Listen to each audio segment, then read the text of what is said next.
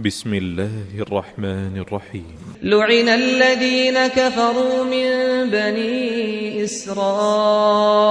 على لسان داود وعيسى بن مريم ذلك بما عصوا وكانوا يعتدون كانوا لا يتناهون عن منكر فعلوه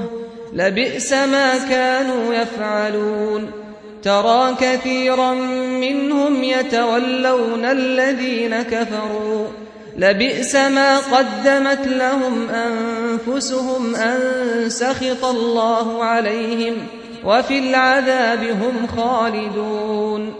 ولو كانوا يؤمنون بالله والنبي وما أنزل إليه ما اتخذوهم أولياء